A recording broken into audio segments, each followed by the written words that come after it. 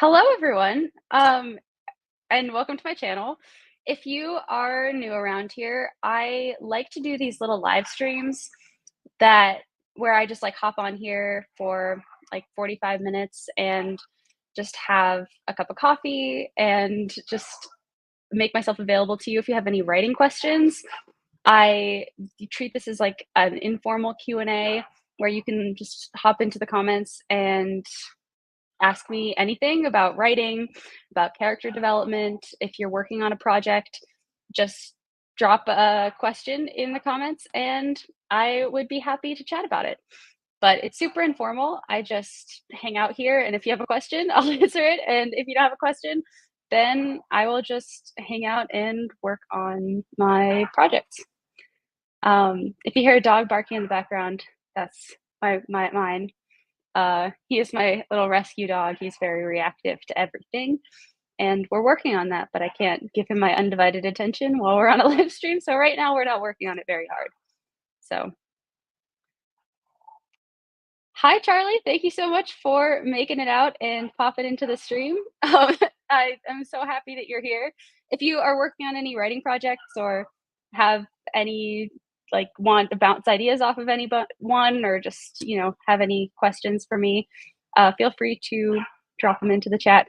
This is like an episode in focusing because it's like my brain shuts off whenever I hear my little dog barking. I need to learn to focus. Hi, Steph. Thanks so much for popping in. I'm so glad that you're here. Let me know if you have any writing questions. I'd be super happy to answer them. Oh, we got a question. Hi, Queenie. Thank you so much for coming in and for asking a question. Queenie asked, how do you manage a large cast of characters in a novel? So I don't have the experience with this that, say, like a high fantasy author might have. There are some people that write casts of characters that are just absolutely enormous and very hard to keep track of. But in my series, I do have 4 main characters, and it's told from the point of view of each main character. And I plot out each different character arc for all of the 4 major characters and have kind of a large supporting rotating cast throughout the series. So speaking from my experience, it's really important to know your characters really well and treat them like individuals. I have never written a book where my character, like I have so many characters that some of them have to be archetypes. They're all 3D, they're all individuals, and the cast stops feeling big when I know my characters really well. I think it's important for you to isolate the most important characters in your story, like the ones that have the key role in moving your story forward, and make sure that you have developed their plots and subplots very thoroughly so that they feel like real people and they grow and change over the course of the story. Because not every character necessarily has to do this, but you want to make sure that you isolate the most important ones and have them grow and change. It depends a little bit on the size of your cast. Do you want to let me know how many characters you're talking about and a little more backstory on your story? Because then I might be able to speak in more specifics to it other than just offer like my experience, because you might be working on a project that is different than the books that I've written in the past. Oh, Charlie asked, what's the typical target word count that a YA novel should have? Typically, a YA novel falls, this depends heavily on genre, but the general rule of thumb that I've seen is that a YA novel typically has between like 70 and 90,000 words, kind of on the low end, like 60 or maybe even 55, but really kind of low end 60. And the high end can be as high as like 110, 120 if you're writing fantasy. A YA fantasy book can be longer, and then subsequent books in a series, if you're writing in YA fantasy, can be a little bit longer. I personally write, like in the genre that I write, they should probably be closer to like 90,000 words or 100,000 words. So it varies greatly. Like a YA contemporary is going to be shorter. It'll probably be around 60,000 words. But you can look this up online, and they'll give you charts, like Writer's Digest, I'm sure, has published resources on it and has made different comparison charts for all the different genres. Charlie asked, besides the protagonist and antagonist, how many main characters, supporting characters, secondary antagonists should a YA novel have? This also varies greatly on your genre. Obviously, you do need, as you said, a protagonist and an antagonist. You don't even necessarily need an antagonist. You just need some sort of antagonistic force. It varies greatly on the story that you're telling. Like if you're telling a romance story or a coming of age story about a girl who learns to fall in love for the first time and grows up, then you need one protagonist, and your antagonistic force is not necessarily an evil wizard, but the antagonistic force can be her own self-doubt or some sort of obstacle standing in the way of her and her love interest. It doesn't have to be like an antagonistic character. It can be. It depends on the book that you're writing. In my book, I have one or two main characters and in the first book, and then that broadens to really 4 main characters. It's a group of 4 kids that goes on the adventure, and then one primary antagonist. But it really depends on the story that you're telling. If you are telling an epic fantasy quest about one guy who goes on a quest to find some sort of magical ornament and to save the day somehow, then that would be your one protagonist. And then the evil entity guarding the thing that the protagonist is trying to go in and discover would be the antagonist. So I can't really give you a solid answer to that question, but if you give me a little more information, maybe tell me what genre that you're writing in and the basic premise of your story, then I can give you a little bit more context for that. But I think that you also want to make sure that you create a world that feels full and that feels 3-dimensional. If you have a very complicated fantasy world, you don't want to just have like one protagonist and antagonist necessarily. Like you want to make sure you populate it with characters that make the world feel whole, but you also don't necessarily have to spend a ton of time on every single character. So it depends on your plot and depends on your story.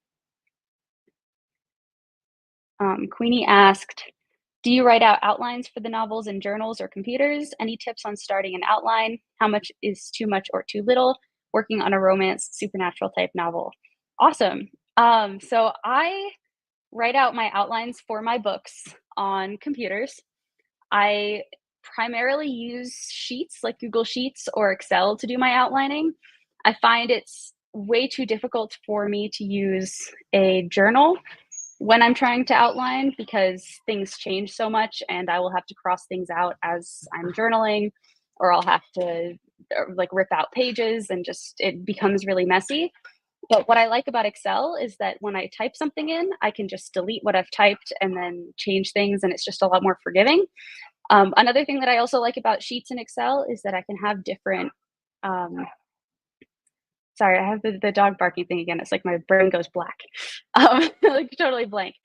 I have different like sheets within Excel, like different tabs within the same major document. So I can have like my rough draft outline, and then I can just copy paste it, and then I can have like my little second draft outline, and then I can jump between my different iterations and keep them all in the same place. So I find that really helpful. So any tips on starting an outline? I always start very big picture and then I work my way back. So I always start with 5 basic plot points.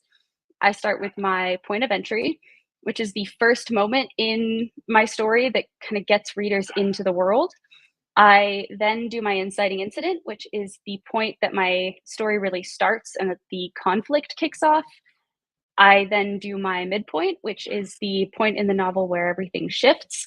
Like the stakes are raised, the action changes, something like there's a really, really major plot point that changes the book in some way, like a big reversal.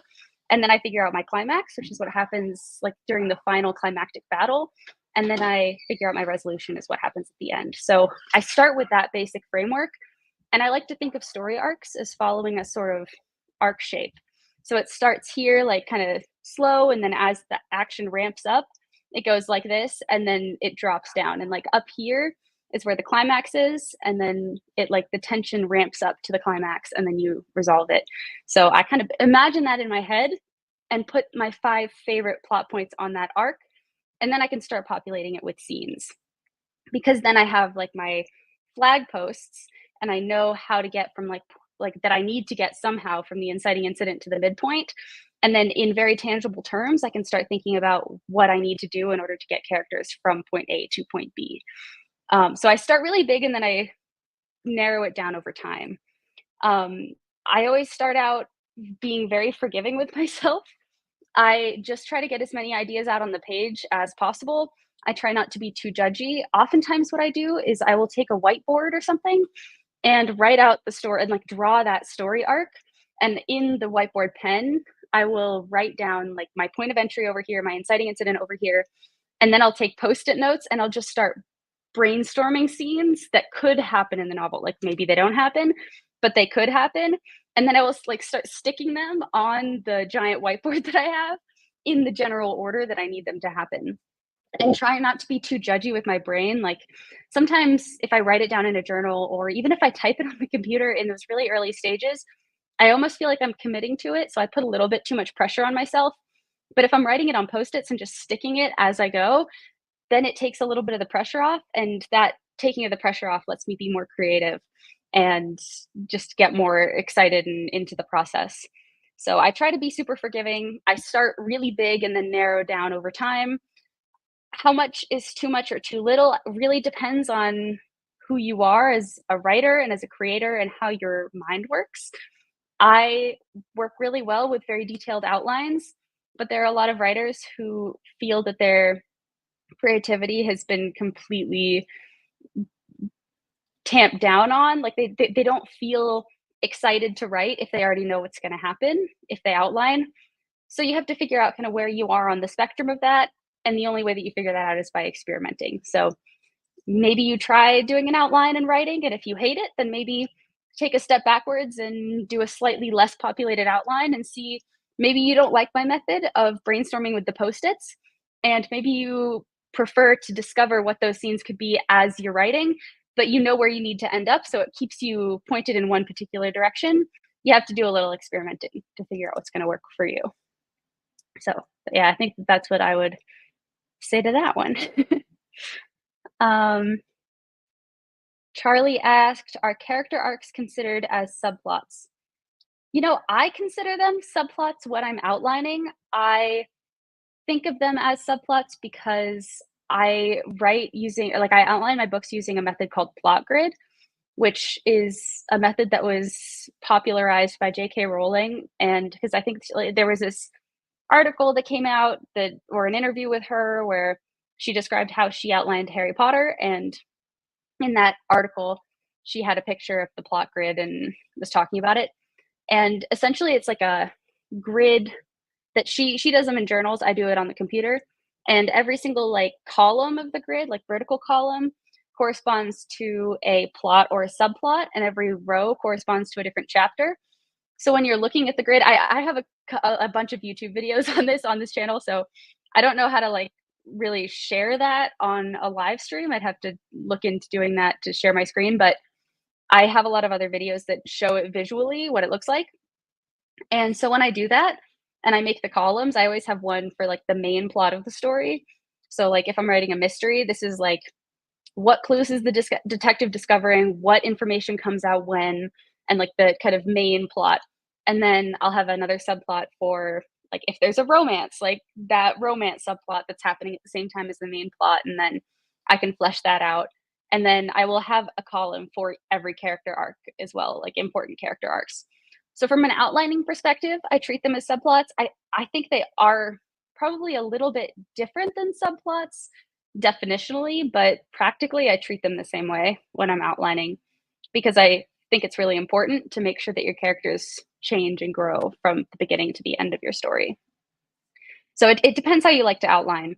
I can see if I can find a way to share my screen and find a plot grid, but I haven't actually created one for the purposes of this video.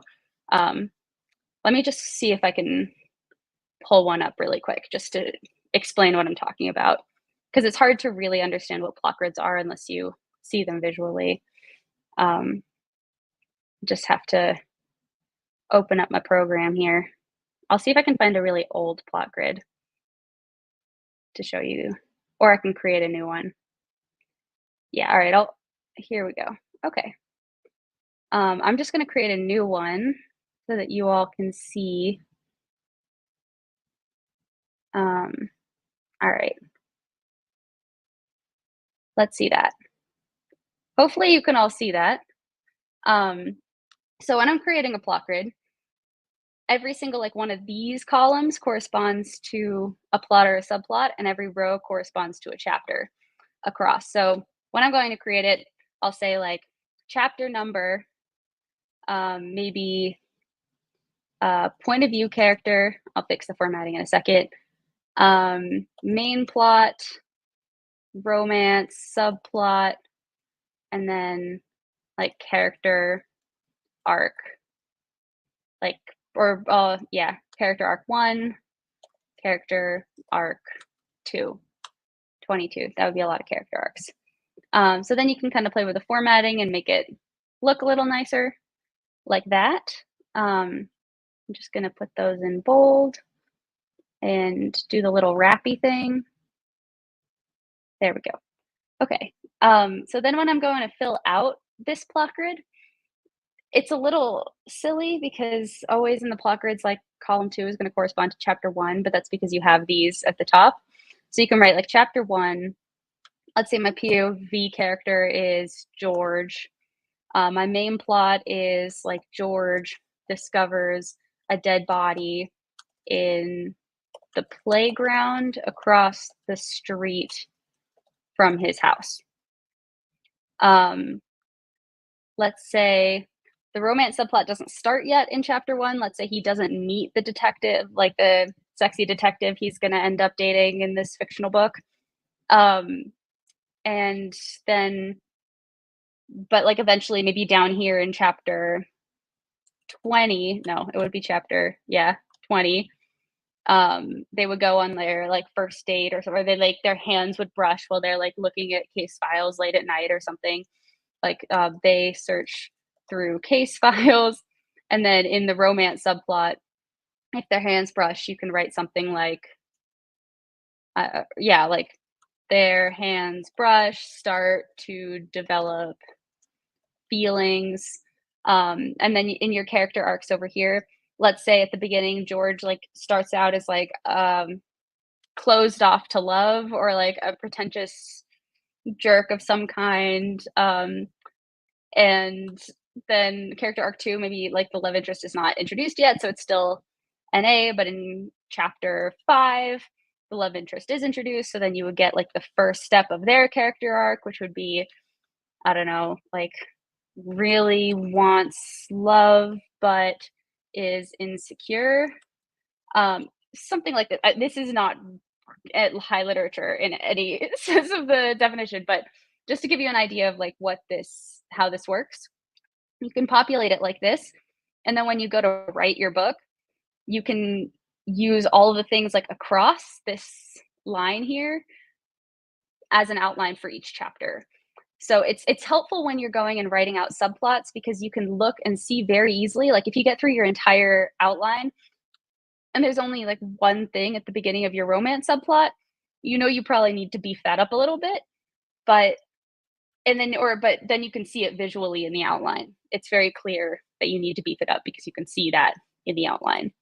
So I think I'll stop sharing my screen now. So that's how I typically outline, and that's how I usually keep track of subplots. So yeah, thank you for asking the question. All right, next question. Queenie asked, when switching POVs between main characters, how do we give them an even amount of their story and span it between multiple books, say 3 books?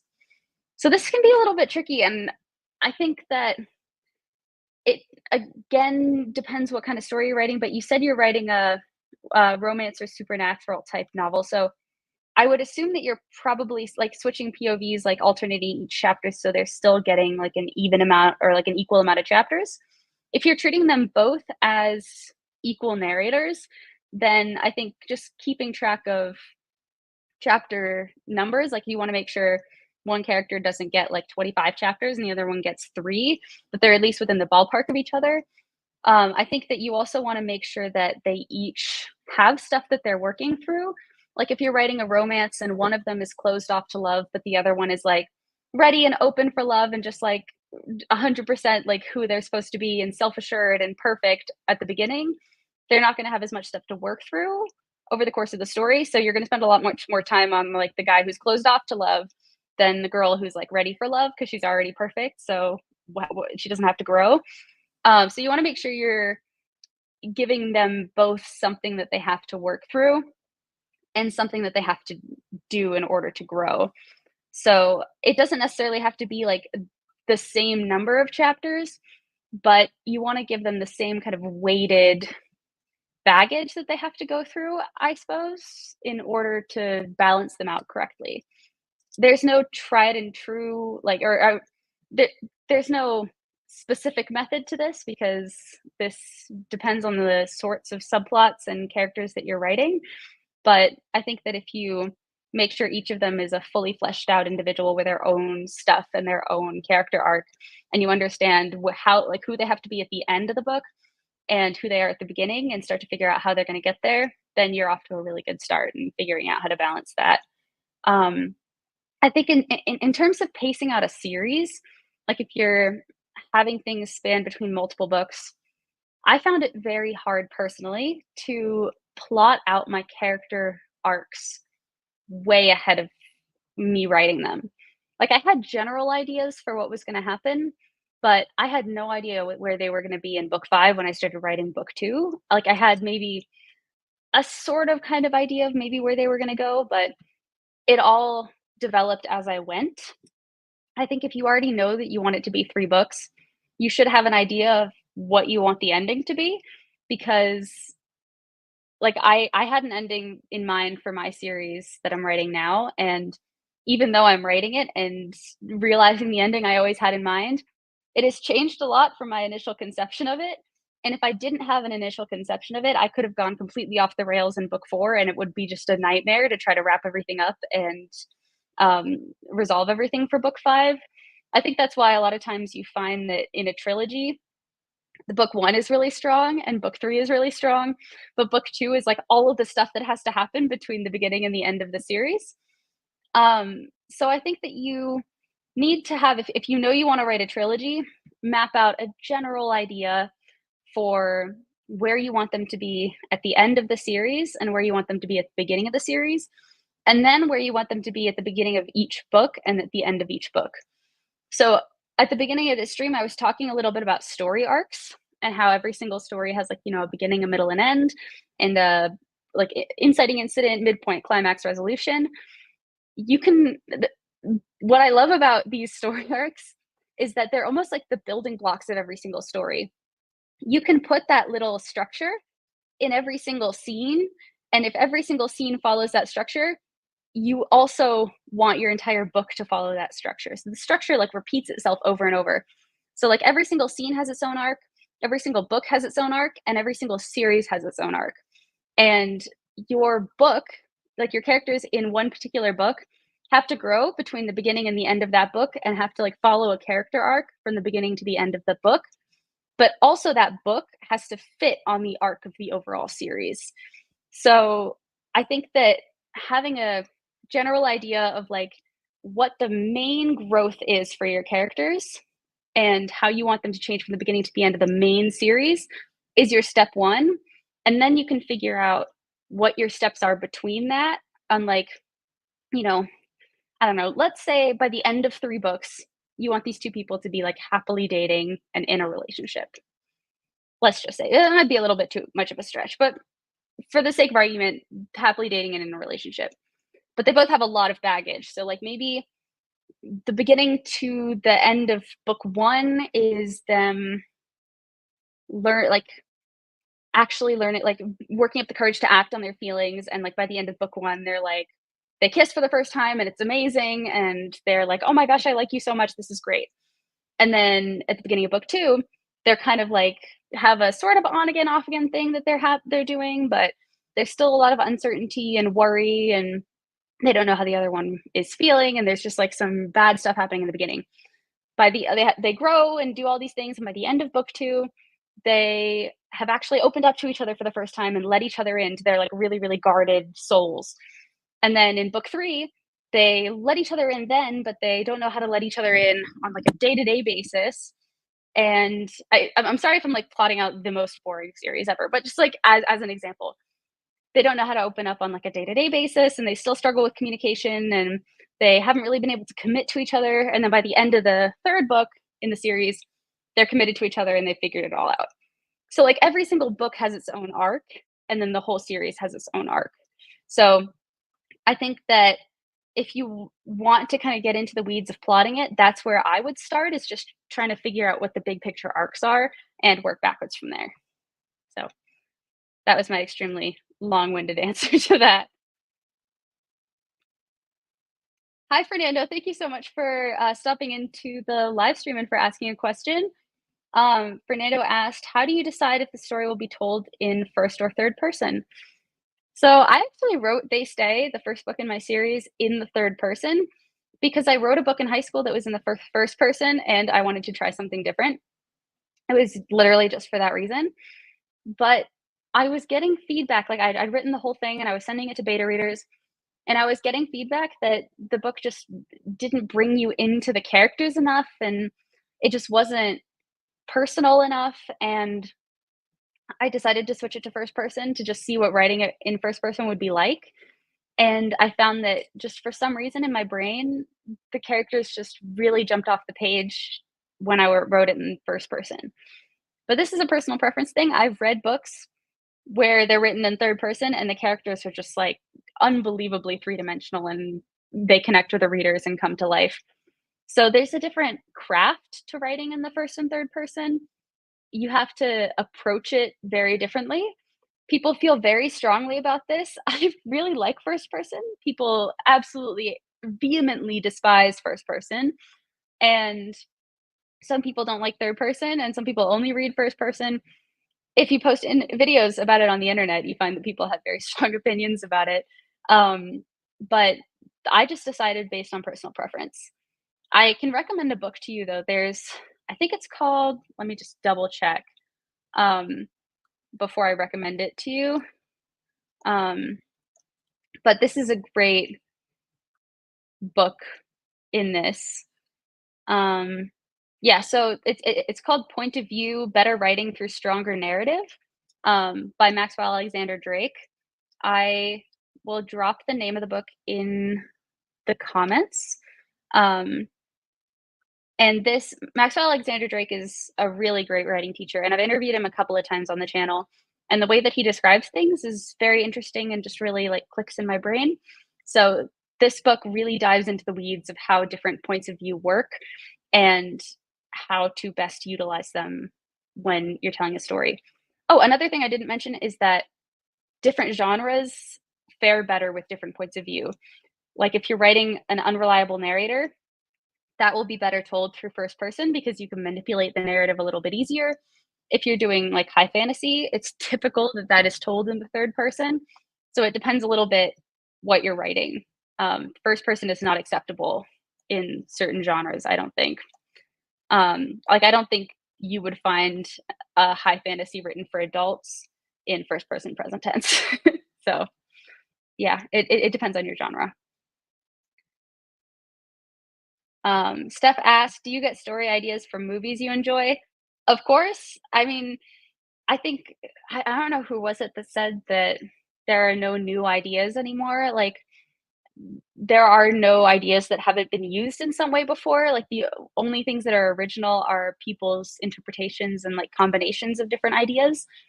And I think it's very normal for artists to use things that they personally love and gravitate towards, and like different characters and archetypes and different like relationship dynamics and things in their own work, and to remix them in some way. I listened to a talk by Jennifer Lynn Barnes, the author of The Inheritance Games and The Naturals, those YA books. She's also like a psychologist and has like she does a lot of work in psychology, and she gave this amazing talk through the Romance Writers of America, which I wish I could recommend, but I can't because it's been like wiped off the internet. I don't know why. But there are some like YouTube videos and TED Talks that she's done on this topic. about like writing for your id, and she talks a lot about how the purpose of books and like the reason that people read books like from a psychological perspective is just because like for pure enjoyment.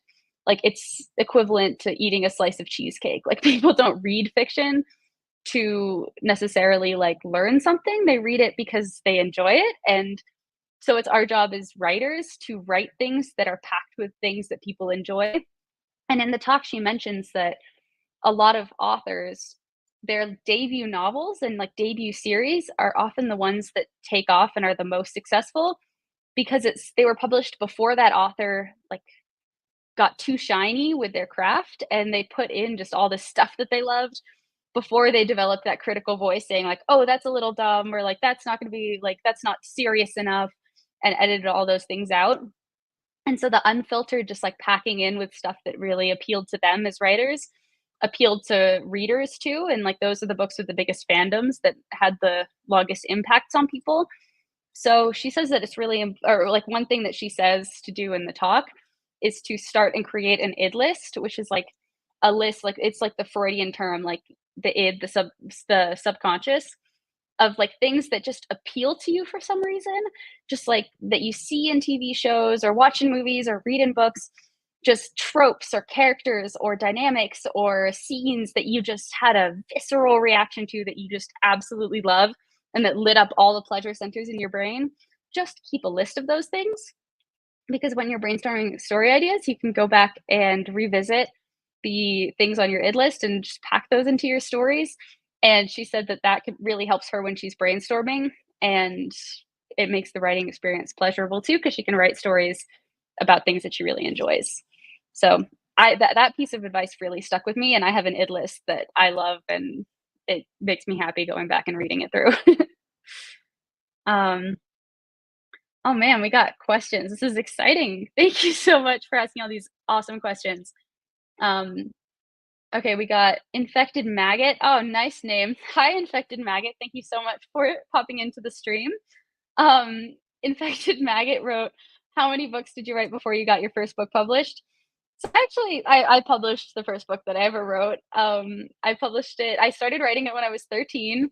I published it when I just turned 16, but I was like 15 when I was like wrapping it up and finishing it. And I wrote it because I was like a teenager in, or like I was like 13, like between the ages of like 11 and 13 at the time of like the height of like Hunger Games Maze Runner popularity of like all the teen dystopian books. And I really like was obsessed with them and fell in love with them and wanted to, I was like so inspired by that that I wanted to write something that brought me just kind of like the id list thing, like something that brought me as much pleasure as these books that I was reading does. And I just fell in love with it. I like made fan art all the time. I wrote all of these chapters. I became singularly obsessed with this story and this world. And I self-published it, and it's still up there on Amazon. It's called Imperfect, and it is a truly imperfect book. It has so many like world building issues, character inconsistencies, things that I wish I could go back and change. However, it is the product of like all of that love that I had when I was like 13 to 15. And I can just feel that love coming through the pages. And I was so scared to publish it, but I'm so proud of myself for like being brave enough to go and put that out there, even though I was afraid people of what people were going to think.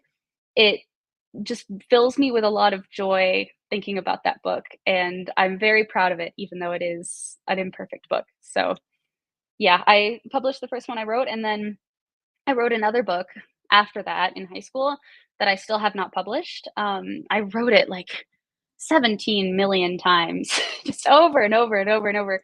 And I was like, maybe this time it'll be right. Maybe this time it'll be right. And it never was quite right. I had kept on going with it so long that it ended up being my senior thesis in college. And I still haven't published it. Maybe one day I will publish it. I still have it. I still love that story. It's a YA contemporary coming of age story. So with like, of course, I had to throw some ghosts in there when I rewrote it for the umpteenth time in college. But yeah, um, it's I love that book, and maybe one day I will publish it. Or maybe I'll just hold on to it and keep it for myself because not everything that you write has to be published. I never felt that it was quite ready. And then after I finished that, I wrote They Stay, and I've been doing They Stay now for the past couple of years. And I am just about to publish the last book this year, like end of this year or early next year. So that chapter of my life is almost over. Um, and I'm now writing something else. I have another project that I'm working on in tandem with They Stay 5. I'm working on them both at the same time. And I'm also working on trying to plot out my next moves for my next series. So, um, all right. Charlie asked if I'm interested in writing a novel about a haunted house or mansion. What is the structure that you would recommend for such a novel? Um, I mean, if no matter what genre you write in, I do think that you need to follow like a general story arc. You still need to have a beginning, middle, and end. You still need to have a protagonist, some sort of antagonistic force, a climax, something scary. If you're writing like the typical like haunted house story has a couple of story beats that you will notice in a lot of haunted house stories. So like the inciting incident is the family moves into the haunted house. The midpoint is like something very, very scary happens. It like turns it into like, is this going to be a bad house? So like, this is a really bad house and we have to escape. That's usually the midpoint. The climax is like when they have like the final showdown with the things that are haunting the house. And then the resolution is that like the house is no longer haunted or all the people are dead. Um, so that'll be kind of like your general structure. And then you can fill things in between those major plot points. Or if you're writing a slightly different story that doesn't follow that structure, then you can alter the structure a little bit to fit your story. Um, Richard asked, oh, and hi, Richard. Thank you so much for coming in and popping into the stream and for asking a question. Richard said, I'm currently working on a fantasy novel and I could use some advice, still only on draft one. What are your thoughts on introducing the villain in the prologue and the MC in chapter one? Oh, I think that's interesting. And I think in a fantasy novel that could work really well. I don't know if you're doing, I've read before books that introduce the villain in the prologue, but then don't actually like formally introduce them. But if it's like a killer or something, it's told from the POV of the victim. And then like the killer kills, I mean, I know this isn't fantasy, but like the killer kills the victim. And like there are like little things that are revealed about the killer in the prologue. And then it cuts to the detective in chapter one. Like I've seen that done really effectively. I wouldn't give away too much about your villain necessarily because you want to make sure that the readers can discover that over the course of the story. But to set the stage, I think that it can be a very effective method when writing a prologue. But that's only coming from my experience as a reader. I have not ever written a prologue. None of my books have prologues. So you might find conflicting advice from other people who write prologues, but that's my 2 cents about that. um, oh, oh yeah, I am doing another live. I decided to bring them back. I'm like, if I don't, because there's always a little bit of a barrier to doing these also, because I'm like, oh, I have to show up at the same time. I have to make sure I like brush my hair to answer people's questions, but I clearly did not do that. And I figure, if you don't just like jump in and do it, then you're not going to do it. And I'd rather just kind of jump in and do them because I love doing these and getting to answer your questions and actually like chat about writing. I find it really fun. And it's a great way to be like engage with you guys and make this channel like more of a community. So I'm excited. I know I said this last time, but I'm really gonna make an effort to try to do these like at least bi-weekly so I can make that a thing again. BB Gun asked, how do you decide if your plot is too complicated to work? I like complexity, but get worried about it getting unwieldy. Yeah, I I have written very complicated books, and I've gotten reviews on my books from people that are like, there was so many things going on. Like, I couldn't keep track, but I've gotten plenty more reviews of people that were like, this was so exciting. There were so many things going on. So I think that a lot of it comes down to beta reader feedback. Like, find readers who read in your genre and get their feedback and see what they think. And like, you can ask them questions, like you can write out questions for the beta readers and ask them what they thought of the pacing or if things got confusing, or you can ask them up front to highlight things if things get confusing. So I love beta readers. I never skip that part of my process. I learned that lesson the hard way. It's really important to send books to readers like before you publish them so you can get an idea of like what people respond to and what people don't respond to, and then you can edit those books and like use that information to help better shape the manuscript, because every single time I send them out to beta my books out to beta readers, the book is so much better for it. So I can't recommend that highly enough. I always work with around 10 beta readers because you want to make sure you don't only work with like one and then take their feedback very like extremely seriously, because reading is so subjective. People are going to have different opinions about different parts of your story. So I always pay attention to the stuff that's repeated. So if people have the same piece of feedback about a certain scene or a character or the pacing or whatever, then I always listen to it. But if it's a one off thing, I only listen to it if it resonates with me. So it is super helpful and I can't recommend that highly enough. But you want to make sure that you find them like ones who read in your genre, because then they're going to be able to give you feedback on whether it's too complicated, because they will read or they will have read a lot of similar books in that same space, and they'll have like the framework and understanding necessary to give you perspective on that.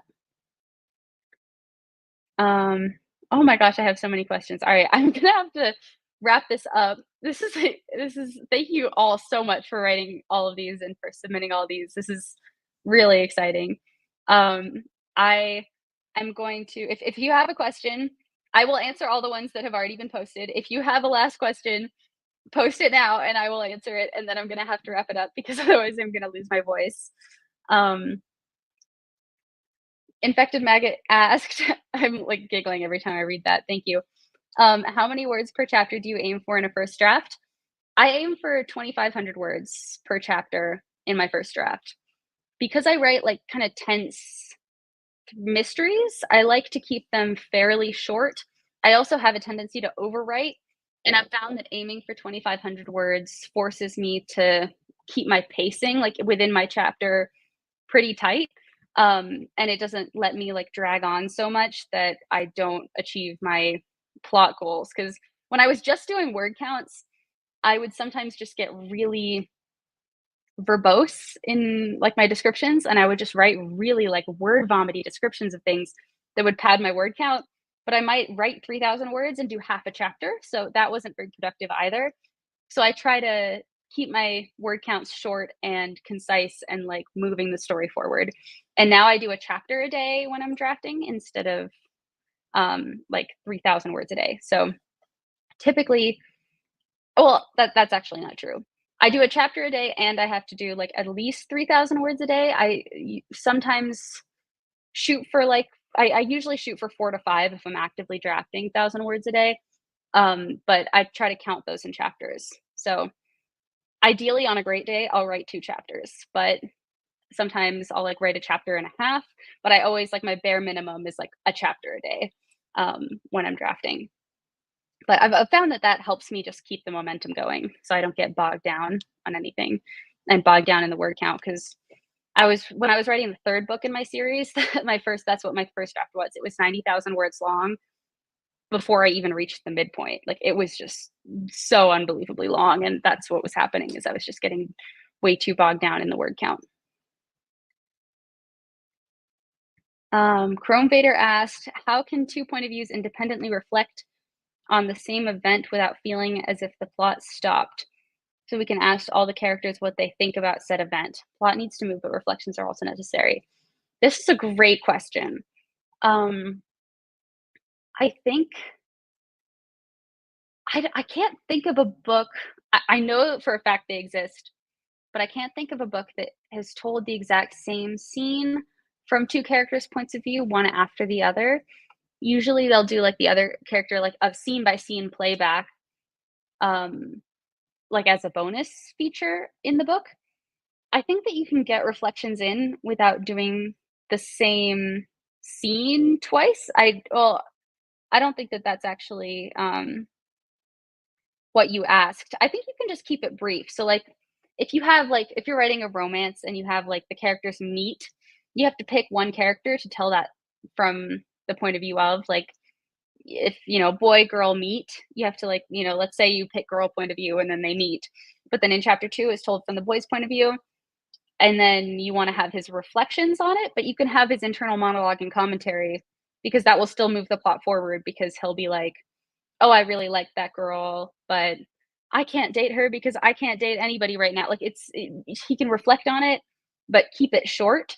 Um, I think that if the reflections are really necessary, keep them as short as possible and make sure that you don't do like the exact same scene back to back from two characters' points of view. And then I think that you'll be good. Because the plot's not going to stop if you don't like just like it'll still move forward if another character is reflecting on something that just happened. Um, Queenie asked, "Would you ever want your books to be a movie or TV show?" I mean, of course. Like that is like every writer's dream for any book that they write. So immediately, yes. Would you like to be in the writer's room writing for your own story to have your vision come to life on your terms? I mean, you just described like the ideal writer's dream. Yes, absolutely. I think that it's every writer's dream to have their books adapted and to be adapted well. So I think being able to have a voice and be in the writer's room is an amazing opportunity. And if I ever get such an opportunity, I will be one extremely happy girl. Um, oh, there's so much truth about writing for the id. I know Flowers in the Attic is melodramatic, but it just speaks to my id. Yeah, I mean, there are so many books where I'm reading it and I'm like, this is just not like from a craft perspective, it's not firing on all cylinders, but I love it. Like, and I don't know why I love it. And I don't know why it's so entertaining, but it just, it scratches something in the brain. And those are the books that are really successful, are the ones that like really just scratch something in people's brains. So I agree. I really think there's some truth to that. That's why it really stuck with me. Joshua's Animation World asked, "How do you learn to write dialogue you like? For example, I know everyone has their own ways, but for me, I like how I write. What the question is, I don't know how to write in different styles, like intelligent characters, old money style, rich. I don't know how to write dialogue for that. How do I research or learn?" Okay, so what I think that the best way to learn this is by like watching TV shows and then going back and listening to like clips of characters talking. So let's say you wanted to like really brainy characters. Like I'm trying to think of like really so like go and watch like I don't know if you have seen like The Big Bang Theory or The Good Place. Even if you haven't, like do some Google searching and figure out like who like really smart characters are on TV, like the biggest nerds on TV, and then go on YouTube and find compilations of them talking and just listen to that over and over and over and just like kind of internalize how they talk. And then as an experiment, like open up or like journal or open up a Word document on your computer and just try to write like a little monologue for 5 minutes in that character's voice and just see if you can capture like that voice that you heard just as an exercise. And then you can do that with any type of dialogue. So like old money style rich, go like if you're writing a period piece, you can go watch like a historical or a drama or just like find characters like that and just listen to them until you internalize it. And once you get used to doing that, you'll start to kind of stretch yourself in different ways. Like, I'm not saying copy characters or anything like that, but it's a good exercise to get you used to writing in different styles and in different voices because you want to make sure that not all of your characters sound the same. Otherwise, they're not going to sound like individuals. I've made a voice. I've made a voice. I've made a video about voice on this channel. I think it's like just how to use voice in your writing or how to write in voice, and that might help you. I talk a little, and I also have a video of like how to give your characters unique voices that talks in more detail about that exercise that I just described because that's when that was a breakthrough moment for me. Is when I was trying to work on like POV characters and I found like comp characters for each of my main point of view characters. And then through those like comp characters, I could like start to hear those comp characters' voices in my heads. And then that translated into me being able to like write that on the page. And then once I got really comfortable with that, I got to create my own voices and then stick to those while I was writing. Um, Not a question, but a recommendation. If you like historical fiction, I highly suggest Lilac Girls by Martha Hall Kelly. It's phenomenal. I can't talk now. It's phenomenal. I finished it today and can't stop thinking about it. Okay, that's awesome. I will write that down. I'm gonna write it down right now. I'm always looking for book recommendations. Um, I can't say I read a lot of historical fiction. I also have never written historical fiction. I've always been curious, but I had a professor in college who told us for like my advanced fiction writing workshop, we were allowed to write anything except for historical fiction because he didn't want anyone to hate themselves that much because it's just so hard. He was like, I'm gonna like send you right to the counselor's office if like you show up here writing historical fiction, which is probably not very supportive of the people who wanted to write that. But he just kept saying that it was like impossible to write and so difficult to write and all the research is just so difficult, which it is. So he kind of scared me off of doing that, but I do like reading very well done historical fiction. So I have written that down and I will look it up. Um, oh, Joshua's Animation World says, also, I published my first book when I was 18. So yeah, it's so much fun when you do it when you're younger. It's such an amazing achievement. It is such an amazing achievement. And congratulations for publishing when you were 18. That's incredible. And you should drop your link to your book in the comments so people can go check it out. Um, Infected Maggot said, haha, my user is for banned infected mushroom. That history about imperfect is awesome. I'll check it out. I've written 4 books, including my first at age 14 too. Oh, that's really cool. That's really awesome that you started writing that early too. Hoping my 5th finally satisfies me. Yeah, it can be a while. I was just I'm so persistent with book projects. I don't like putting them down and not doing stuff with them. So it bothered me that I had this book that I wasn't feeling ready to publish. So I kept feeling like, okay, I'm just going to go over it and over it and rewrite it and rewrite it. And it was just never quite good enough. And yeah, it still kind of bothers me. I kind of want to publish it, but it's also important to write books that you don't publish because you learn a lot through writing them and you grow a lot by writing them. So yeah, that's awesome. Congratulations on writing so many books. Um, let's see. Um, Planet Cat asked, how do I write the parts that aren't a scene or all parts of the book scenes? I just made a video about this that I posted on Monday. Not every single part of a book is a scene. They're like scenes or books are a combination between scenes and also summary. So narrative summary is really important to have in your book because it can connect scenes together. Because if everything in your book was written as a scene, it would be super boring. But if everything was also written as a summary, it would be boring. So because we're kind of running low on time and nearing the end of the live stream, I highly recommend going and watching the video that I just made on it because my explanation is going to be clearer in that video than it will be on the stream. But yeah, I just felt it's like my most recent video is exactly on this topic. Let's see. Wow, I'm so grateful for all of these questions. Thank you so much. Um, let's see. Um, Emma asked, I'm an author as well, but I have trouble finishing a lot of my stuff. Love starting, bad at finishing. What keeps you motivated to finish a project? What do you do when you have writer's block? Yeah, so this happens to me when I don't plot my books. I need to know where they're going in order to have the motivation to see them through till the end. If I don't know where they're going, I will get stuck around the middle and the beginning is always really clear. And then when things actually start having to happen, it gets really confusing and muddy. And then I lose motivation because it's hard.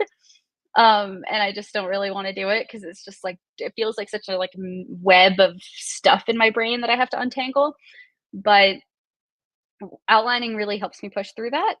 And writer's block, typically when I get writer's block, I go back to outlining and go back to like planning and seeing if I can figure out why I don't want to write a scene or why a scene is feeling very boring to me or just kind of trying to think critically about it. And if I really just don't want to write it, I skip it, but I make a note of it because there's typically a reason why I don't want to write it. Either I find it boring, in which case I need to do something else to make the scene more exciting, or I need to approach it in a different way. So yeah, I typically go back to the drawing board or I skip it and make a mental note, and then I have to go back and revise it and revise my plan for it later. But I don't feel like there's ever a perfect solution to writer's block. It's kind of like I just have to force my way through it and like butt in chair, fingers on keyboard, and like push through on the days that I don't want to write. And then the day after that, maybe I'll be feeling better about stuff. Um, what keeps me motivated is typically I love the stories and I get a little bit obsessive about finishing the books that I start. Like I really don't like leaving projects unfinished, and I get so invested in the characters and in the world that I just want to see the stories through till the end. So I just it's like the little fangirl in me that wanted to join every single fandom under the sun and was like making fan art for all the Shadowhunters books and for Hunger Games and for all these books that I loved. I like that little part of me comes out when I'm writing a book and starts fangirling for my own stuff. And it's like I just want to be in that world and like be with those characters and see what happened to them and or see and just see it through till the end. So I think it's the love of it that keeps me going and motivated to finish the projects, and I just kind of have to slog through the boring parts of it. um, let's see. 2,500 words, not so bad. I thought I may be not doing enough with 5K. No, 5K is great. I'm not like, I wish I could up my word count, but if I have a day where I'm like at, 5 and 6K, I'm feeling pretty good about myself. Um, I am like a solid 3K a day while drafting consistently writer. Um, and sometimes less if I'm writing through something that requires like a lot of thinking, and sometimes more, or actually really rarely more. I usually top out at 5 or 6K, but you can write a lot of books at 5 or 6K a day, not one a month. I wish I could be a one a month author, but unfortunately, still no. um, let's see. Um, oh, Oh, I just wanted to say thanks so much. It's so awesome how everyone loves writing and reading their stories. It's cool how one thing can bring us together. I completely agree. I'm so grateful to everyone who popped into this live stream to ask a question and say hi and for being a part of this writing community.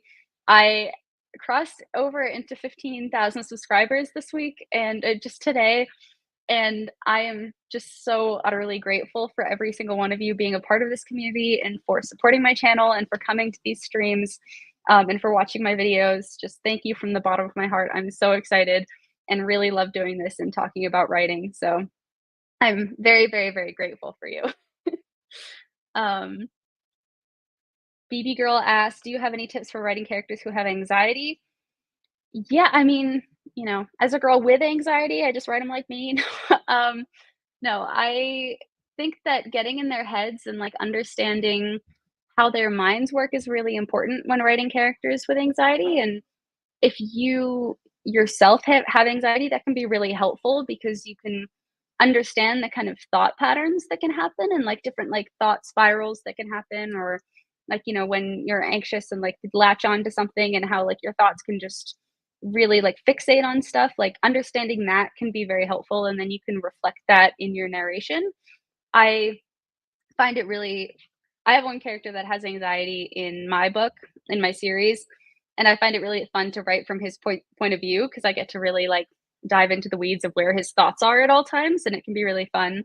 Um, but one thing to watch out for is because he's a nervous rambler, at least my character is, my word counts get very long for his chapters. So, yeah, I think just getting really into their heads and trying to put yourself into their head and figure out, like, and try to follow their thoughts with your writing could be helpful.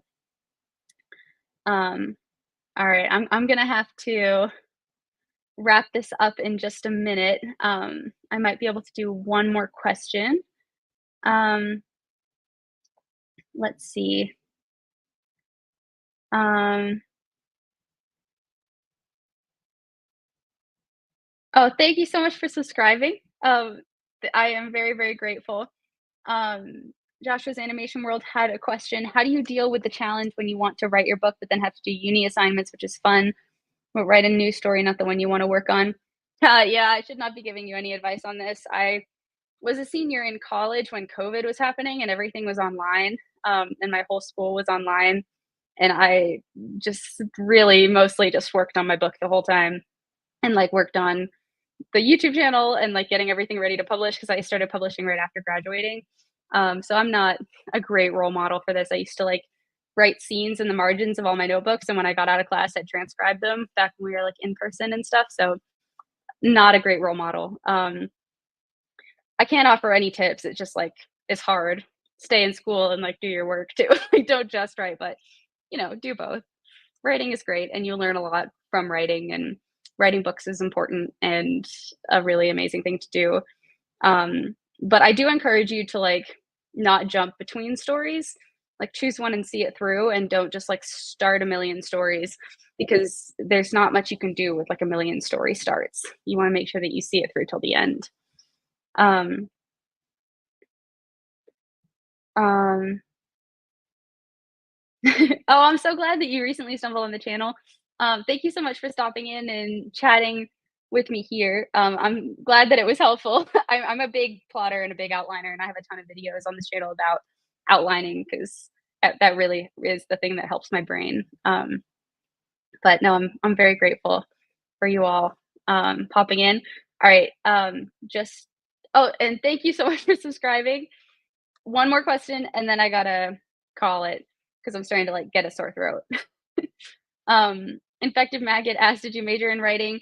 I majored in English and international relations. So I had, like, an English major and then an international relations minor. I was gonna double major, but at my school, you had to do a lot of language for the double major. You had to take, like, 8 semesters of language, and I really didn't feel like doing that. I grew up speaking French, but I grew up speaking French in the home, and so my French grammar is atrocious, and I never formally learned how to write or to read in French. Like, I just kind of informally learned it. So in a school setting, I was like failing out of French, even though like conversationally I could speak it. Um, so I didn't want to do the 8 semesters of language, but yeah, that was my college major. I also did a lot of like screenwriting and script writing for film in college. But yes, okay. Thank you all so much for coming. I'm so grateful. I'm gonna schedule another one of these probably for 2 weeks from now. So keep an eye out for your for like my little live tab in the future. And so grateful for all of you. Thank you all so much. And yeah, happy writing, everybody. I will see you all soon.